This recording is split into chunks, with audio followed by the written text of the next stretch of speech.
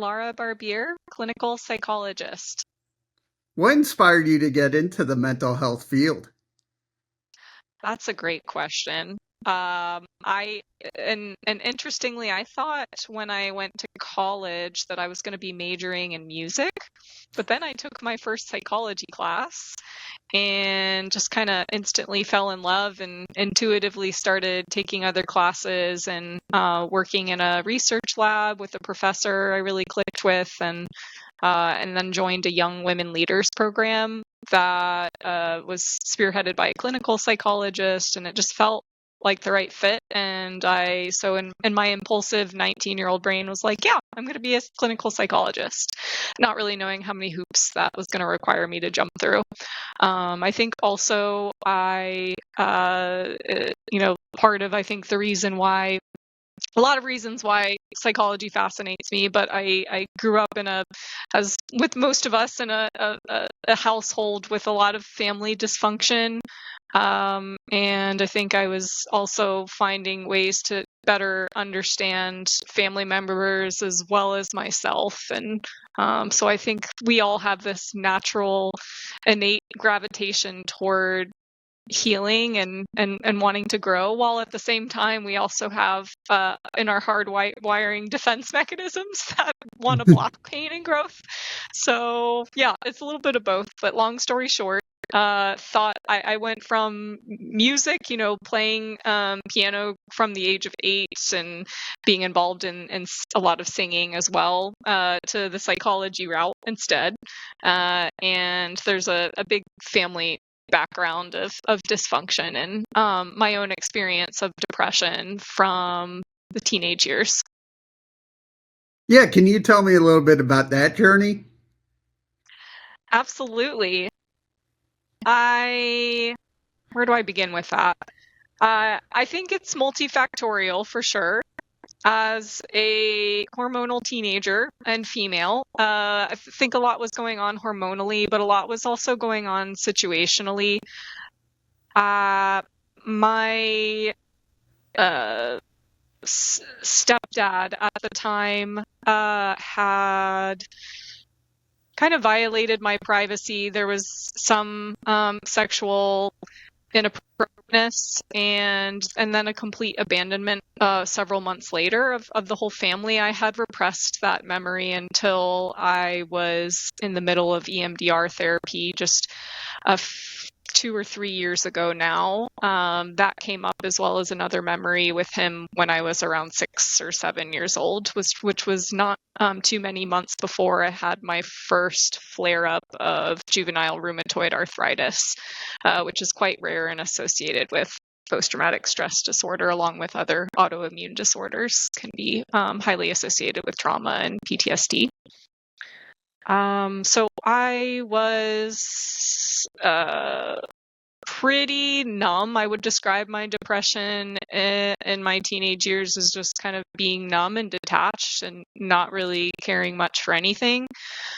I remember seeing our family medicine practitioner, who asked me a couple of questions. I filled out a questionnaire and she decided to prescribe me Zoloft. The Zoloft just actually made it worse for me. I think, it has that black box warning, especially for teenagers. And I think I remember having the experience of being really even more numb and detached and not caring at all. So I overdosed on that medication with the intent to kill myself, but I woke up and much like nightmares I'd had as a kid, when I went to my mom to tell her, it was kind of like meeting a monster, and she was pretty angry with me instead of, and of course I've come to now understand that beneath that she was probably terrified and didn't know what to do because she didn't know how to deal with herself. But from there, it turned into, of course, going to the doctors and then just actually ironically increasing the dosage of my prescription. I didn't ever see a psychologist or therapist to talk about what was going on with me. It was more so just like, something's wrong, you need some medication. My mom wasn't somebody who was necessarily emotionally available. I think she did her best, absolutely, and meant well, but she wasn't somebody that I felt that I could go to for things that had happened to me. There was a subsequent sexual assault after all of this that happened while at a party. I got into a lot of partying and, I think looked for love and like comfort in all of the wrong places, so to speak: sex, drugs, and alcohol. And on the positive side, though, I think that there were some healthy coping mechanisms like studying, education, being involved in music and the arts and different creative pursuits. And I had a lot of close friends, I would say, who I didn't necessarily disclose things to, but felt comforted by. And a couple of childhood best friends I'm still very much in touch with, who I felt could ground me and be there for me. I will stop there and see if you have any thoughts or questions. I can go on, but probably should take a little breather. Yeah, how has helping others helped your own healing process? That's a great question.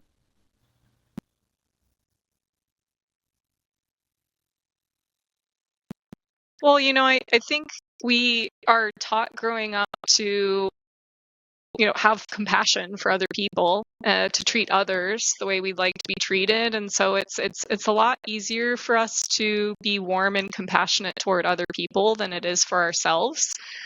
I think that when you meet people who go through things and you notice yourself giving, like, offering empathy and compassionate words that you don't typically offer yourself, you can catch yourself and notice that, oh wow, yeah, this isn't necessarily the way I've treated myself with things like this. I don't necessarily treat myself with the same sort of patience and understanding that I naturally do for other people.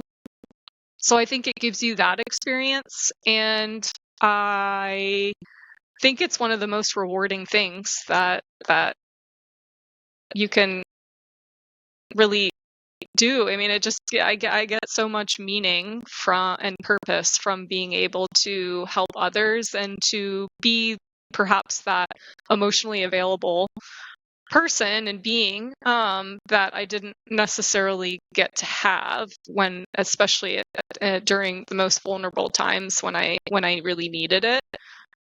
So it's very meaningful. I feel grateful that I found something that is truly in alignment with my heart and my passions, and that I'm in the field that I'm in, because it's also helped me heal, but it's also helped me help others, which continues to help me heal as well. And I think one of the surefire ways to being a good therapist is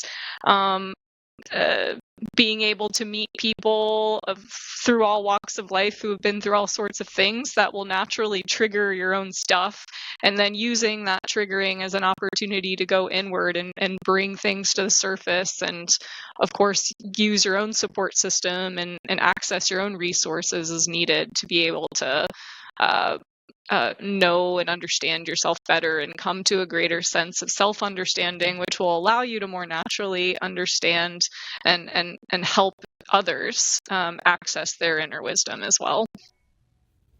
What are some of your methods? I have trained in a lot of different approaches. I have a thirst for learning, for sure. It started during my undergraduate years with an approach called motivational interviewing. I was working with one of my psychology professors in a research lab that was examining the effects of motivational interviewing on risky drinking behaviors among college students. So that was kind of the first evidence-based approach that I was formally introduced to in my psychology history of my career. And then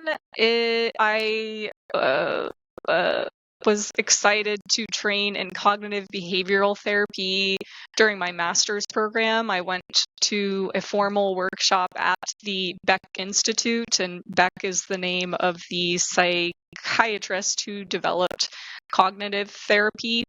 He was in his mid-90s, I think, by the time of this workshop. So he came to do a role play, but it was his daughter, Judith Beck, who was leading most of the workshop. So I received training in the cognitive behavioral approach, which is basically the idea that your thoughts, feelings, and behaviors all kind of influence each other.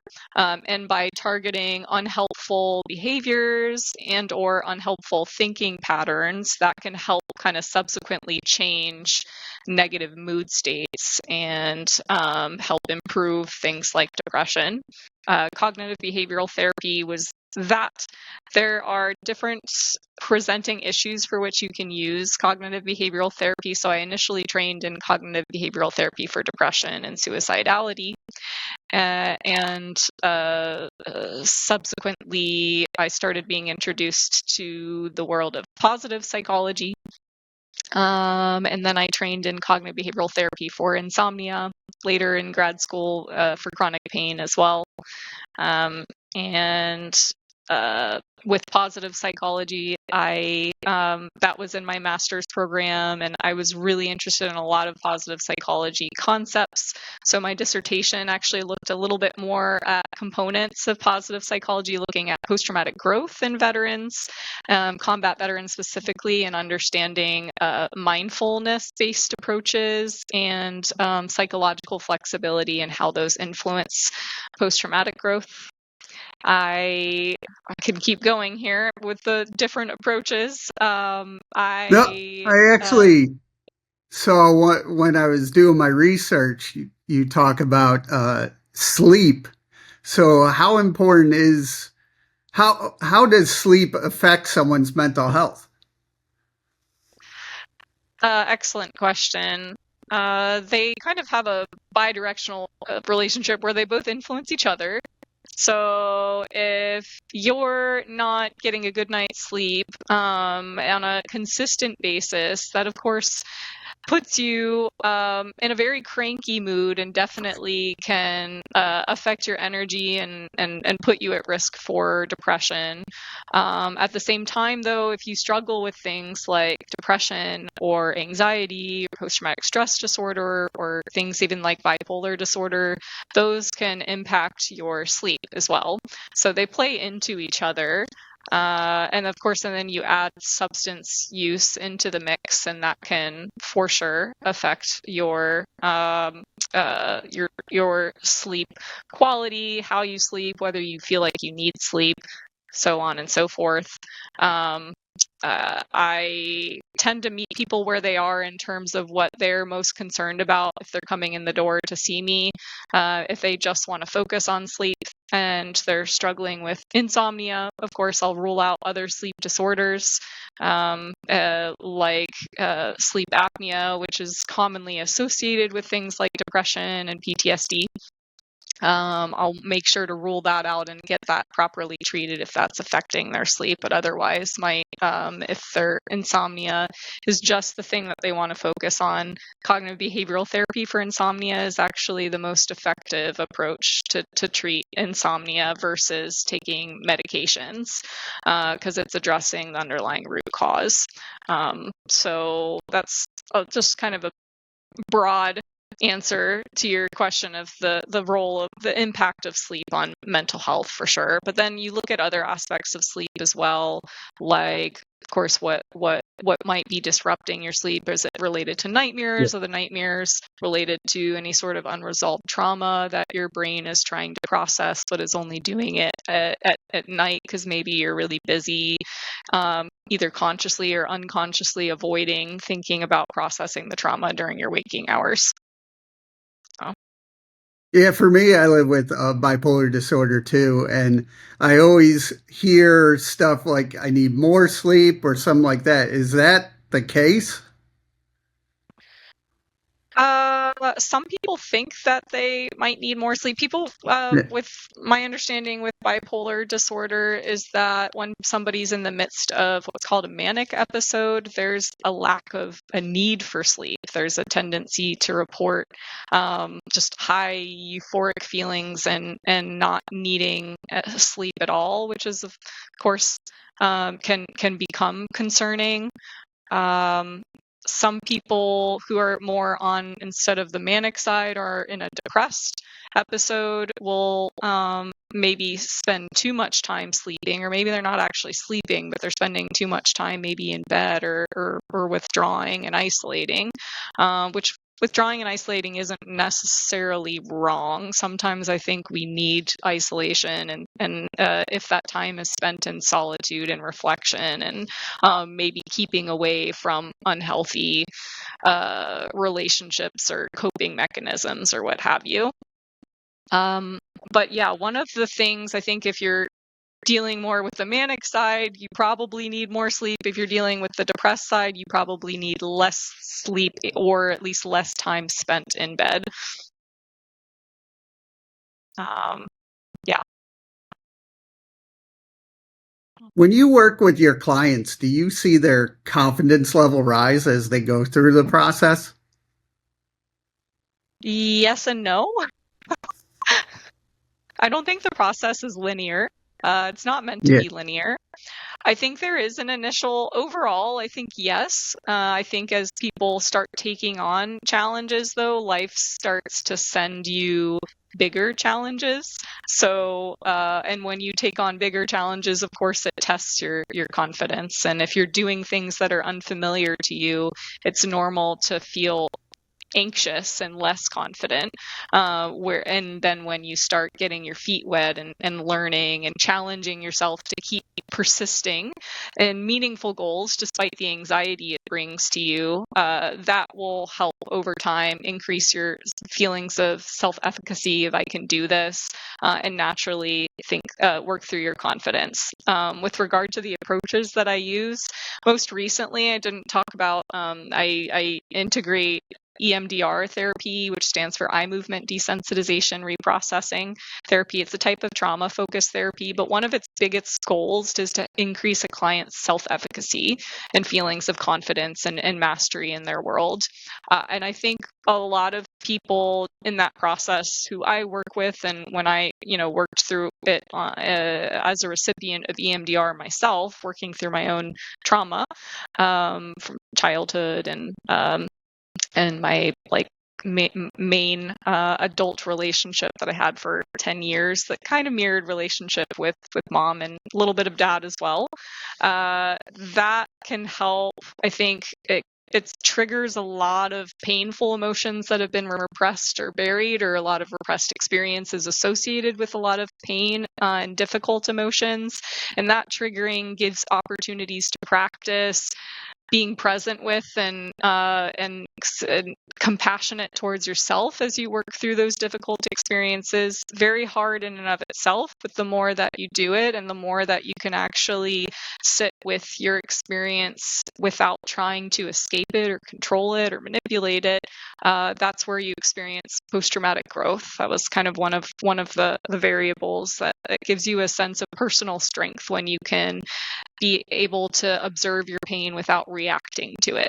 That not reacting is a huge win for being able to feel a sense of personal strength and grow from your experience. And then doing that can allow you to feel more confident in taking on difficult experiences in your life, kind of give you that sense of enhanced feelings of confidence and security. But yeah, I don't necessarily think the process is linear in terms of the confidence just increases and increases and increases, because yes, as your confidence does increase, then hopefully that means you want to take greater risks or challenges. And when you do take greater risks or challenges, then maybe that confidence wavers a little bit as you then jump over the hoops. So it's kind of a back and forth dance that beneath it, yes, there's an underlying increase in confidence, but if you're taking on new challenges and jumping into unfamiliar situations, it's normal to have a reduced confidence and increased anxiety, if that makes sense. Yeah, what do you do to help your own mental health? Oh gosh, I've got like a formula for that. But yeah, I have turned myself away from, yeah, as a teenager, there was like the world of sex, drugs, and alcohol and looking for love in the wrong places. But then that, that kind of slowly turned away, especially as I went into graduate school and just spent a lot of my time studying for the most part. That took up a lot of my life and my mid to late 20s, especially. And what is my formula? A little bit of mindfulness, which I practice through a daily meditation practice. That's been very integral. Journaling has been very helpful for enhancing self-awareness and practicing greater self-compassion, as well as mindfulness, being able to like reflect upon my days, what went well, like a rose and a thorn, what went well, when did I get triggered, what were the challenges, what can I learn from what I get triggered, from what got triggered and what came up, and then like work through those emotions with compassion and just observing without judging them, so I can start to allow myself to not keep like suppressing or shoving or controlling or analyzing or rationalizing my emotions, all those different defense mechanisms that definitely can be helpful and useful in certain contexts, but as you're working through trauma, you actually want to help be more accepting towards your inner experience. And we are accepting by allowing our emotions to unfold without needing to change them or alter them, giving ourselves the unconditional love that we were likely needing in our prior experiences, essentially. So journaling has been a really helpful tool in addition to meditation and mindfulness. Exercise, I would say, when in my early 20s, I started like right alongside starting graduate school. I started an exercise program, and I didn't do it for external reasons. I did it because it felt really good for my mental health. I felt the rewards of exercising, and I was starting with the Shanti Insanity high intensity interval training Yeah. workouts. Insane. But he was so much fun to work out with. So I like, did those nearly every day, sometimes a little jogging, sometimes a little yoga here and there. But for the most part, I did straight HIIT. I joined a gym when I joined my PsyD program that I loved. This trainer in particular could really challenge me. I liked to be challenged, and doing the continued HIIT workouts and strength training. And then come my postdoc year in 2018, I started taking what's called body pump workouts, and that's a total body strength workout using like barbells and weighted plates and a step up, where you're actually doing it to music and an instructor. And I actually loved it so much that after I got licensed and I didn't know what to do with myself, I decided to become certified to teach it. So I teach that on the side. Teaching is really rewarding for me. So that the exercise in general has been a big part of managing my own mental health. And we do know from research that exercise, especially aerobic, when it's done consistently, acts as a natural antidepressant. And anxiolytic as well. So it definitely is good for stress, and it's great for confidence as well, especially though when you're doing it for the long term and you're doing it for intrinsic reasons rather than because you want to look good or because you want to weigh a certain weight or whatnot. I would emphasize that I did it because it really just like felt good for me. So for somebody to find their own personal, find what you enjoy doing for exercise. It doesn't have to be the insanity workout videos by any means. Do what's fun and enjoyable, and something you could see yourself doing forever because you enjoy it and stick with it. So definitely exercise. As I mentioned before, I went through my own therapy. I think I found the most impact, and I don't know if it had to do with the timing in my life and maybe the experience of unconditional love in a romantic context being the catalyst for it all, but EMDR therapy in particular was transformative experience for me. It took me 31 years of life to finally feel the experience of shame in my body. I had been so dissociated and numbed out from experiencing feelings in my body. I would just experience them intellectually. But at 31 years old, I finally remember driving home one day, and I had a thought, and then I had a feeling in my like stomach, this like feeling of an empty, like a pit in my stomach kind of feeling. And I was like, not knowing what it was, I was just curious about it. So of course I was just being present with it. I'm like, what is this? And I went home, of course, and looked under my dialectical behavior therapy manual at like the how to describe certain emotions. And I'm like, I think this is the experience of shame. And I looked at biological experiences of shame. Ah, yes, an empty like feeling or pit feeling in the stomach. I'm like, wow, oh my gosh.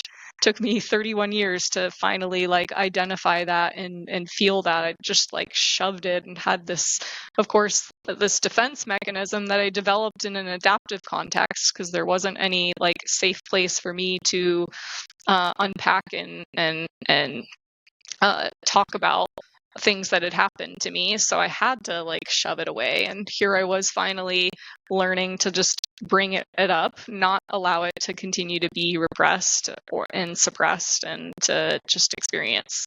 Pretty wild. So EMDR therapy, yes. Having an autoimmune disease, I think, has also influenced me to having a pretty healthy diet.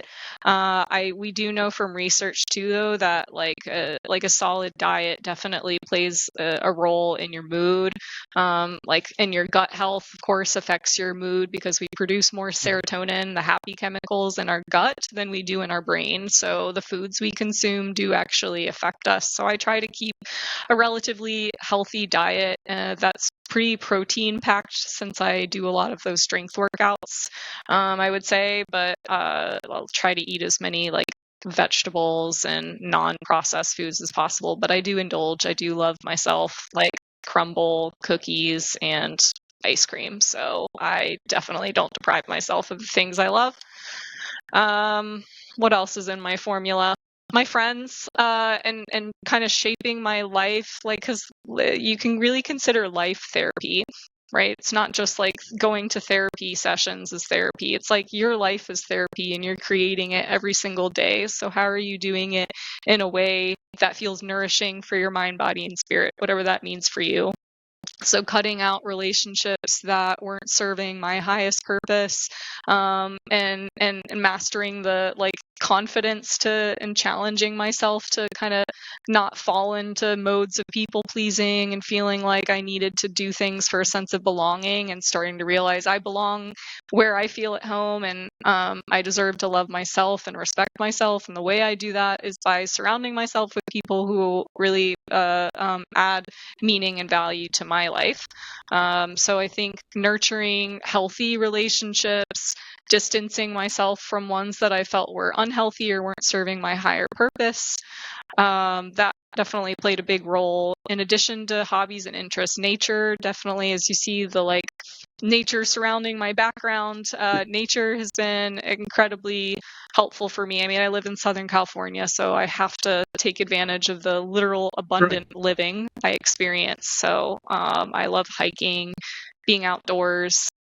I love art. I love other people's creations. I don't play piano as much anymore, but I do love listening to music, going to concerts with my best friend. We just saw Goldfinger this weekend, who I'd never actually gotten to see in my life, and he was fantastic. They were fantastic. That was so much fun.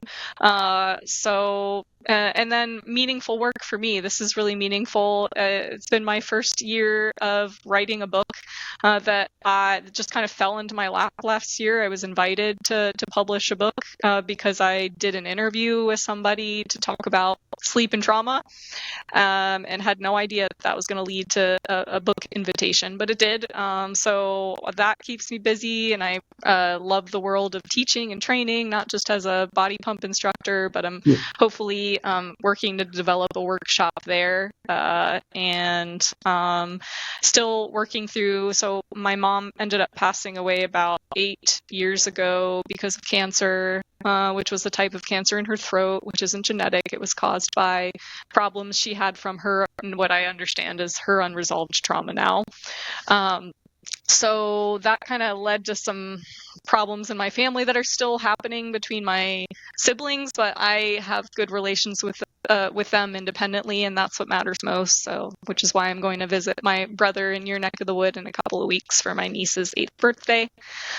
So nurturing those relationships and working through deep grief, I think, letting go of and learning acceptance, because acceptance does not come naturally. So it's been a learning process of accepting and letting go and coming into gratitude of what life really is and how things unfolded in my path exactly the way that they needed to for my growth, evolution, and purpose. He's like, gosh, he probably didn't anticipate when you asked this question that I would have this giant formula for it, but I just want to be comprehensive. I think that has been, and I would be remiss if I didn't mention my cat, who I'm not sure where she is right now, but pets also huge anxiety related. That my 2 cats actually were with me as I wrote my entire research dissertation. I now just have the 1 cat, but she helped sit there with me while I wrote the book that's going to be published early next year too. So she definitely gets credit for my healing formula.